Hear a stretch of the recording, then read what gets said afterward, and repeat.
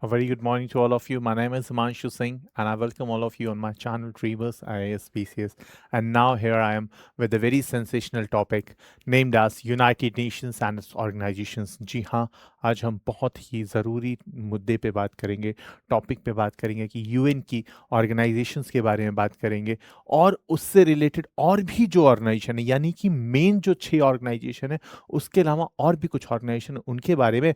और इसके अलावा सबसे इम्पोर्टेंटली हम लोग बात करेंगे कि इंडिया को अब यूएनएससी की परमानेंट सीट कैसे मिल रही है, कैसे मिलेगी और इंडिया कैसे उस पर अपनी दावेदारी कर रहा है। आइए वीडियो की शुरुआत करते हैं। सबसे पहले मैं आपको बता दूं कि 1945 में यूनाइटेड नेशंस का फॉर्मेशन हुआ। ये जो शब्द आप सुन रहे हैं यूनाइटेड नेशन, ये उस समय के यूएस के प्रेसिडेंट रोजवेल्ट साहब ने ये नाम दिया था।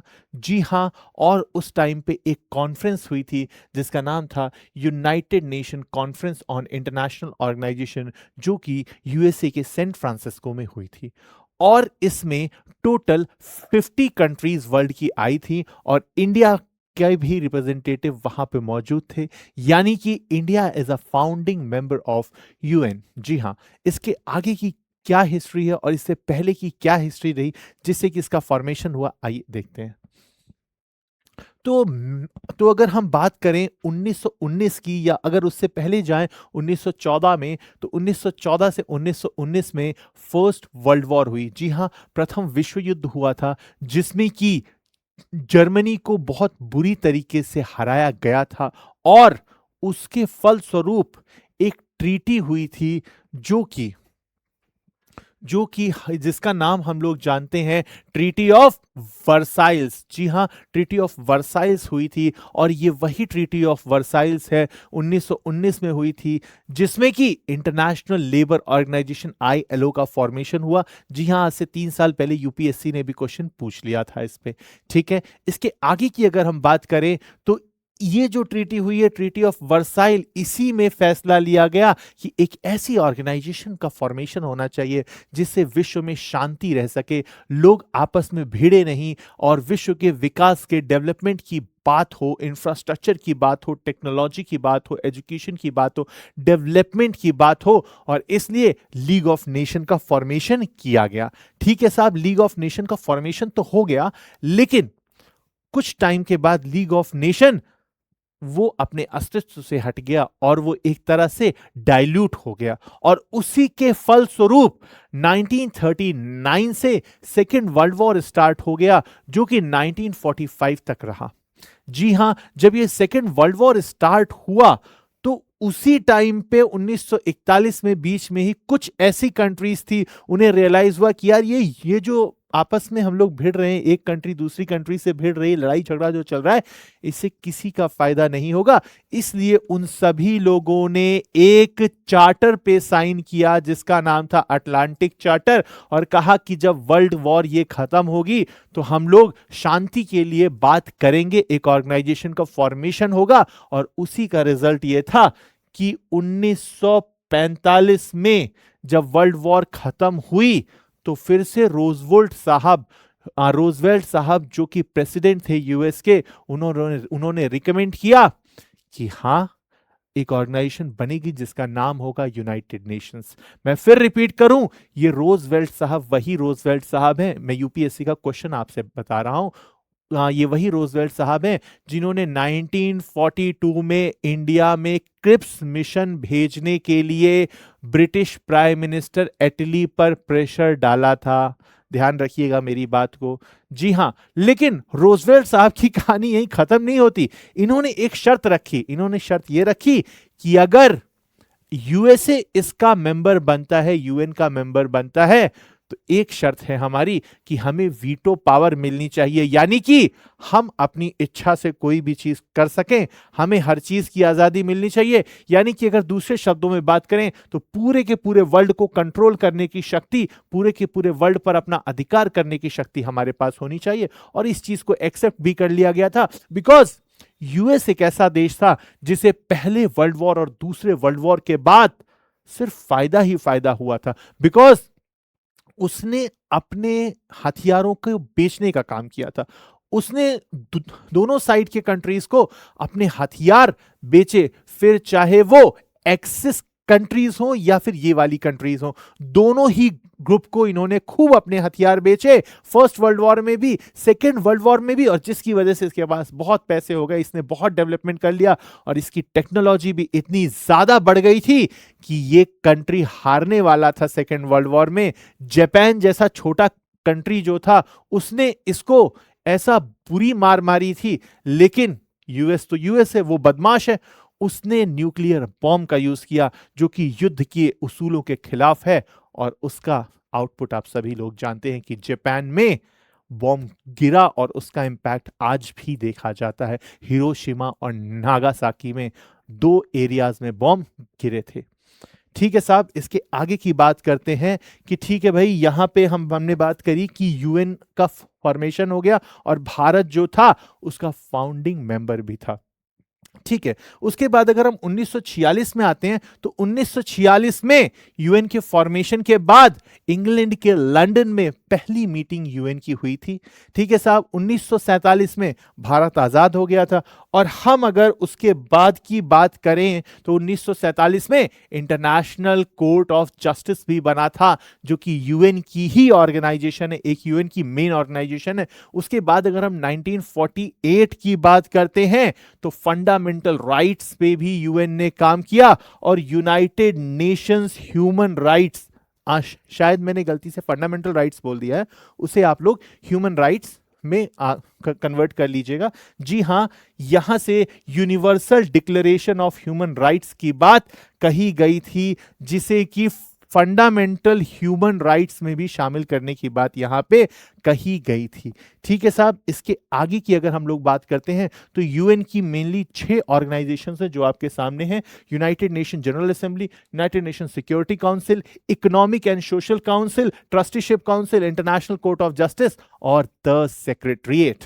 जी हां, ये 6 ऑर्गेनाइजेशंस तो हैं ही, इसके अलावा और भी बहुत सारी ऑर्गेनाइजेशंस हैं जिनके बारे में भी हम लोग बात करने वाले हैं, वो भी यूएन की ऑर्गेनाइजेशन, लेकिन ये 6 मेन ऑर्गेनाइजेशन है। आइए बारी बारी से देखते हैं इनमें क्या है। सबसे पहले हम बात करते हैं यूनाइटेड नेशन जनरल असेंबली की। तो इस समय अगर हम एट प्रेजेंट बात करें तो 193 कंट्रीज यूएनजीए के मेंबर्स हैं, और अगर हम लेटेस्ट मेंबर की बात करें तो वो कौन है? वो है आपका साउथ सुडान। जी हां, साउथ सुडान जो है वो लेटेस्ट मेंबर है, और हर साल सितंबर महीने में जितने भी इसके मेंबर्स हैं उनके लीडर्स की या उनके हेड्स की कॉन्फ्रेंस होती है यूएसए में, यूएनजीए के हेडक्वार्टर्स में, यूएनजीए के असेंबली हॉल में। और आप सभी को पता है कि इस बार कुछ यूएस ने हरकतें करी थी जिसकी वजह से हमारे देश के प्रधानमंत्री वहां जाने वाले थे, लेकिन ऑन द लास्ट मोमेंट उन्होंने वो मीटिंग कैंसिल कर दी, और उनके बिहाफ पे हमारे देश के external affairs minister S Jaishankar साहब वहां गए थे, और उन्होंने पाकिस्तान को और अमेरिका को आईना दिखाने का भी काम किया था। उसके बारे में हम लोग आगे बात करेंगे, और कैसे भारत ने अपनी यूएनएससी की परमानेंट सीट की बात रखी थी और कैसे वर्ल्ड के मैक्सिमम कंट्रीज ने उसे सपोर्ट किया था, इसके बारे में हम लोग आगे चल के बात करेंगे। हर साल ये जो ऑर्गेनाइजेशन है जनरल असेंबली, इसका एक प्रेसिडेंट चुना जाता है। जी हां, और इस साल जो कि 80th मीटिंग थी, 80th असेंबली थी, एक प्रेसिडेंट इस साल भी चुना गया। शायद वो जर्मनी के रहने वाले थे क्या? और उनका नाम आप लोग कमेंट सेक्शन में लिखिए, देखते हैं कितने लोग इसका आंसर सही करते हैं। ठीक है साहब, इसके आगे बढ़ते हैं हम लोग। अच्छा, इसमें मैं आपको एक चीज और मेंशन कर दूं, यूएनजीए का हेडक्वार्टर जो है वो न्यूयॉर्क में है, ध्यान रखिएगा आप लोग। ठीक है, इसके बाद ये एक ऑर्गेनाइजेशन है जो कि बहुत इंपॉर्टेंट है, यूएनएससी जिसे शॉर्ट में बोलते हैं, यूनाइटेड नेशंस सिक्योरिटी काउंसिल। जी हां, इसका भी फॉर्मेशन 1945 में हुआ था। ये एक ऐसी ऑर्गेनाइजेशन है जहां पूरे वर्ल्ड में जो शांति का ठेकेदार है, ऐसा कह सकते हैं कि शांति का ठेकेदार है साहब ये। ठीक है सर, शांति का ठेकेदार कहने का मतलब क्या है? मतलब पूरे विश्व में शांति का काम करना, यानी कि अगर पूरे वर्ल्ड में अगर पीस मेंटेन करनी है तो उसकी जिम्मेदारी यूएनएससी की है। जी हाँ, कहीं ना कहीं हंसने की बात है, बिकॉज आजकल जो हो रहा है उसे आप लोग देख ही रहे हैं कि कैसे यूक्रेन और रशिया में यूएन चुपचाप बैठा हुआ है, कैसे सेंट्रल एशिया का पूरा मुद्दा है और यूएन चुपचाप बैठा हुआ है, कैसे अफ्रीका में जो कुछ भी हो रहा है और यूएन चुपचाप बैठा हुआ है। कहीं ना कहीं यूएनएससी जो काम कर रही है उस पे एक क्वेश्चन मार्क लग रहा है कि क्या यूएनएससी की अहमियत है, क्या इसकी वैल्यू है, इस पे एक क्वेश्चन मार्क लग रहा है। तो वहीं अगर हम बात करें यूएनएससी के टोटल 15 मेंबर होते हैं, जिसमें 5 मेंबर जो होते हैं उसके परमानेंट मेंबर होते हैं। जी हां, ये वही 5 मेंबर हैं जिन्हें की वीटो पावर्स दी गई है, यानी कि अपनी मनमर्जी से कुछ भी कर सकते हैं वो लोग। और इन 5 के अलावा बाकी के जो 10 मेंबर रह गए वो नॉन परमानेंट मेंबर होते हैं। और अभी रिसेंटली वो जो बाकी के नॉन परमानेंट मेंबर हैं उसमें से 5 मेंबर अभी रिसेंटली बने हैं, जिसमें कि ब्राजील भी एक मेंबर बना है, यूएई भी एक मेंबर बना है। और मैं फिर मेंशन कर दूं कि ब्राजील 11वीं बार यूएनएससी का नॉन परमानेंट मेंबर बन रहा है। और मैं एक चीज और मेंशन कर दूं कि हमारा एक बड़ा अच्छा देश है पाकिस्तान, जो कि यूएनएससी का इस समय नॉन परमानेंट मेंबर बन चुका है। और वो 31 दिसंबर 2026 तक यूएनएससी का नॉन परमानेंट मेंबर बना रहेगा, क्योंकि हर 2 साल में इसके लिए इलेक्शंस होते हैं और इंडिया ये मांग कर रहा है कि हमें यूएनएससी का परमानेंट मेंबर बनाया जाए। और कहां तक, एक्सक्यूज मी, और यूएन इसमें कहां तक सक्सेसफुल हुआ कि इंडिया को आप परमानेंट मेंबर या वीटो पावर दी जाए, उसके बारे में भी हम लोग अभी आगे बात करने वाले हैं। ठीक है साहब, इसकी आगे बात करते हैं हम लोग। जो तीसरी ऑर्गेनाइजेशन है साहब, इकोनॉमिक एंड सोशल ऑर्गेनाइजेशन है, या इसे हम इकोनॉमिक एंड सोशल काउंसिल भी कहते हैं यूएन की। मेनली इसका काम क्या है कि पूरे वर्ल्ड में कहीं भी अगर आर्थिक सहायता देनी है, कहीं भी अगर सोशल स्टेबिलिटी के लिए कुछ काम करना है, कहीं भी अगर एजुकेशन के लिए कुछ काम करना है, कहीं भी अगर टेक्नोलॉजी के लिए कुछ काम करना है, इन्वायरमेंट के लिए कुछ काम करना है, सोशल इंफ्रास्ट्रक्चर के लिए काम करना है, तो ये वो ऑर्गेनाइजेशन है जो इसकी जिम्मेदारी देखती है। और इसके मेनली 14 और ऑर्गेनाइजेशन है, इसके अंडर में 14 और ऑर्गेनाइजेशन है। और इस ऑर्गेनाइजेशन के टोटल 54 मेंबर्स हैं जो कि यूएनजीए के भी मेंबर होते हैं, यानी कि 193 मेंबर्स में से टोटल जो है वो 54 मेंबर्स होते हैं जो कि इसके मेंबर्स होते हैं। तो आइए हम बात करते हैं कि इसके अंडर में वो जो 14 ऑर्गेनाइजेशंस हैं उसमें से जो मेन ऑर्गेनाइजेशंस हैं उसकी बात हम लोग अब करने वाले हैं। ठीक है, हाँ, तो हम लोग उसके बारे में बात करने वाले हैं, जिसमें सबसे पहले नाम आता है इंटरनेशनल लेबर ऑर्गेनाइजेशन का, उसके बाद फूड एंड एग्रीकल्चर ऑर्गेनाइजेशन आती है, उसके बाद आता है यूनेस्को। जी हाँ, ये वही यूनेस्को है जो कि एजुकेशन के लिए रिस्पॉन्सिबल है, जो कि बच्चों की एक्टिविटीज के लिए रिस्पॉन्सिबल है। क्या नहीं, ये वो ऑर्गेनाइजेशन है जो वर्ल्ड के मॉन्यूमेंट्स को मान्यता देता है, जो हेरिटेज लिस्ट तैयार करता है, ये वो ऑर्गेनाइजेशन है साहब।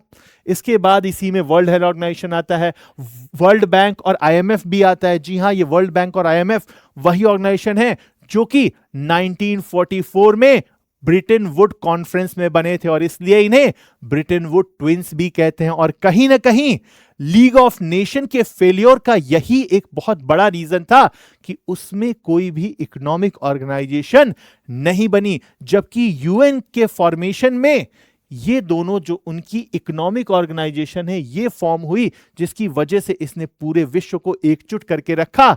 क्योंकि जो भी ये समूह तोड़ेगा उसको इकोनॉमिक हेल्प नहीं मिलेगी। शायद कहीं ना कहीं ये भी एक बहुत बड़ा रीजन था। ठीक है साहब, इसके अलावा ये सारे इसमें ऑर्गेनाइजेशन आते हैं, जिसमें कि इंटरनेशनल टेलीकॉम यूनिट जो है, यूनियन जो है, ये भी एक बहुत इंपॉर्टेंट ऑर्गेनाइजेशन है।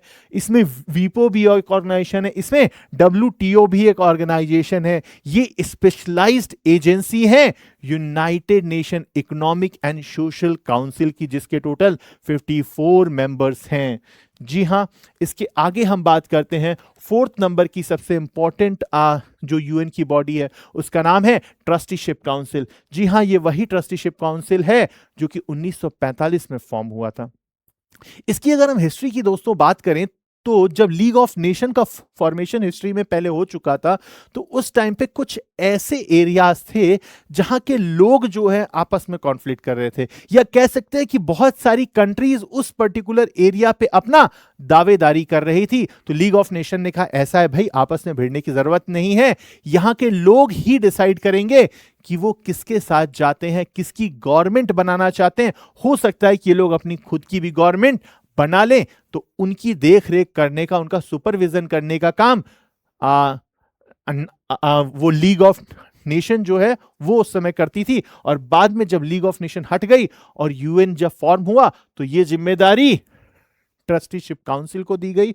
और 1994 में 1994 में वो जो सारे एरियाज थे उन लोगों ने अपनी खुद की गवर्नमेंट बना ली, वो खुद ऑटोनॉमस हो गए और ट्रस्टीशिप काउंसिल को डिसॉल्व कर दिया गया, पूरी तरह से खत्म कर दिया गया था। ठीक है साहब, आगे आते हैं इंटरनेशनल कोर्ट ऑफ जस्टिस। तो अगर वर्ल्ड में किसी भी दो कंट्री में कॉन्फ्लिक्ट हो जाए या किसी भी इशू पे कोई बात हो जाए तो उसका solution international court of justice देगा, जिसका हेडक्वार्टर है कहां पे दोस्तों? अरे बोलो यार, हेडक्वार्टर कहां है? इसका हेडक्वार्टर है कहां पे? हेज में, हेज। जी हां, इसका हेडक्वार्टर है हेज में, हेज। ठीक है साहब, ये तो बात कर ली। भारत के एक न्यायाधीश भी इंटरनेशनल कोर्ट ऑफ जस्टिस में हैं, जिनका नाम है डॉक्टर जस्टिस भंडारी। जी हां,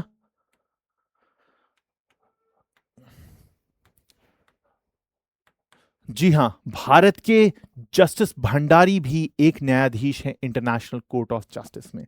वहीं अगर मैं बात करूं हमारी जो एक और ऑर्गेनाइजेशन है यूएन की, जिसका नाम है यूनाइटेड नेशंस सेक्रेटरीट। मेनली जो यूएनजीए के जो भी डॉक्यूमेंटेशन से रिलेटेड काम होते हैं, ऑफिस वर्क जितने भी होते हैं, वो सारे के सारे यूनाइटेड नेशंस सेक्रेटरीट में होते हैं।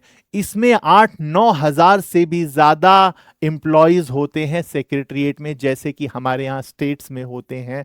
और अगर हम देखें तो हमारी जो नेशनल कैपिटल रीजन है न्यू दिल्ली है, वहाँ भी एक सेक्रेटरीट, और हर स्टेट की जो राजधानी होती है वहाँ भी एक सेक्रेटरीट होता है। वैसे ही यूएन का भी एक सेक्रेटरीट है, ये भी एक इनकी इंपॉर्टेंट ऑर्गेनाइजेशन है। और यहाँ की अगर देख रेख करने का काम अगर कोई कर रहा है अभी, तो उसे यूनाइटेड नेशंस सेक्रेटरीट जनरल कहते हैं।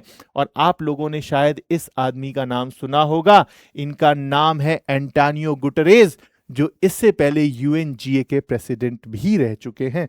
वो इस समय यूनाइटेड नेशंस सेक्रेटरीट के जनरल हैं, सेक्रेटरी जनरल हैं। ठीक है साहब, यहां तक की बात तो हम लोगों ने हो गई, यहां तक की बातें तो हम लोगों ने कंप्लीट कर ही ली है।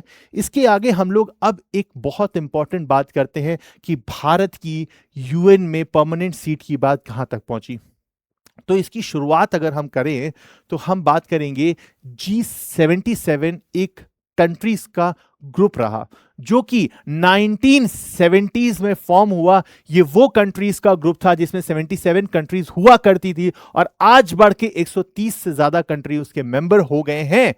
और ये वो कंट्रीज हैं जो मांग कर रही थी कि यूएनएससी में बदलाव किए जाने चाहिए, यूएन के स्ट्रक्चर में बदलाव करने चाहिए। सिर्फ और सिर्फ वो जो वर्ल्ड की 5 कंट्रीज हैं, सिर्फ और सिर्फ उन्हीं के हाथ में पूरे यूएन की बागडोर नहीं देनी चाहिए, बल्कि और लोगों को भी परमानेंट मेंबर बनाना चाहिए। और इसी सिलसिले में एक और ऑर्गेनाइजेशन G4 का भी फॉर्मेशन हुआ, जिसका कि इंडिया भी मेंबर था है। इनफैक्ट इसमें अगर हम मेंबर की बात करें तो इंडिया, ब्राजील, जापान और जर्मनी, ये चारों कंट्री कह रही हैं कि हमारी दावेदारी भी बहुत स्ट्रांग है यूएनएससी की परमानेंट मेंबर बनने की।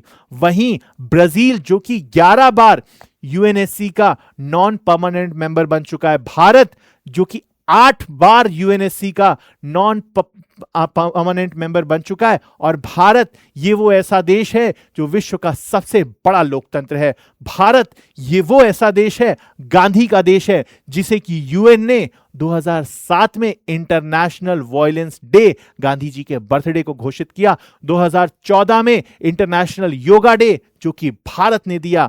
और 2023 में कहीं ना कहीं इंटरनेशनल ईयर ऑफ मिलेट्स भी भारत की ही देन थी। और भारत ने इंटरनेशनल सोलर अलायंस भी बनाया। और भारत ने ऐसे बहुत सारे अच्छे काम किए, जिसकी वजह से यूएनएससी का एक बहुत इंपॉर्टेंट दावेदार है, जिसे कि वीटो पावर मिलनी चाहिए। और यह बात हमारे देश के external affairs minister Shri S Jaishankar ने भी इस बार यूएनएससी की मीटिंग में सितंबर में कहा कि भारत रेडी है पूरी तरीके से यूएनएससी का परमानेंट मेंबर बनने के लिए, क्योंकि इसकी बागडोर सिर्फ और सिर्फ कुछ विश्व के ऐसे देशों को नहीं देनी चाहिए जो अपनी मनमर्जी करते हैं। यूएन अगर चाहे तो क्या रशिया और यूक्रेन का वॉर नहीं रुकवा सकता? यूएन अगर चाहे तो जो कुछ सीरिया, इजराइल या इसके पास हमास वगैरह में हो रहा है एक्सक्यूज मी, तो क्या उसे रोक नहीं सकता? या जो कुछ अफ्रीकन कंट्रीज में हो रहा है तो क्या उसे रोक नहीं सकता? Excuse me.